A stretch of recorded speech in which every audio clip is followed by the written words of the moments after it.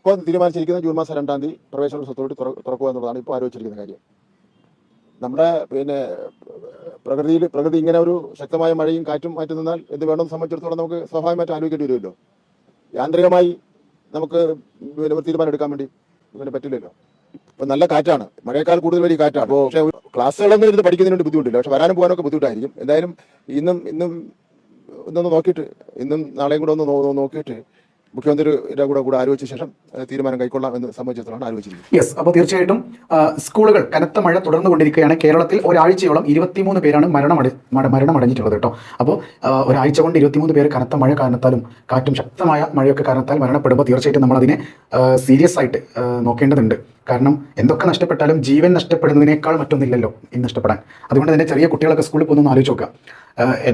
എൻ്റെ ഇപ്പോൾ കഴിഞ്ഞ വർഷമൊക്കെ ഉണ്ടായിരുന്നത് റെഡ് അലേർട്ട് പ്രഖ്യാപിച്ച സ്കൂളുകൾക്ക് അവധി നൽകിയിട്ട് ബാക്കി ജില്ലകളിലൊക്കെ സ്കൂളുകൾ ഉണ്ടായിരുന്നു.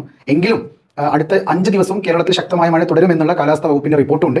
അപ്പോൾ അതിനൊക്കെ മുൻനിർത്തി നാളെ ഞായറാഴ്ചയും കൂടിയുള്ള ഒരു വിലയിരുത്തലിൻ്റെ അടിസ്ഥാനത്തിലായിരിക്കും സ്കൂൾ തുറക്കുന്ന കാര്യം ഒന്നുകൂടി തീരുമാനിക്കുക. അപ്പോൾ എന്തായാലും നിലവിലത്തെ കണ്ടീഷനിൽ ജൂൺ 2 തന്നെയാണ് സ്കൂൾ തുറക്കുന്നത്. എന്തെങ്കിലും മാറ്റം ഉണ്ടെങ്കിൽ നാളെ ജൂൺ 1 ഞായറാഴ്ച പുറത്തുവിടും. അത് ലേറ്റസ്റ്റ് ആയിട്ട് കിട്ടാൻ വേണ്ടിയിട്ട് MS സൊല്യൂഷൻ ചാനൽ ഫോളോ ചെയ്യാൻ മറക്കല്ലേ, ഇൻസ്റ്റാഗ്രാം ഫോളോ ചെയ്യാൻ മറക്കല്ലേ.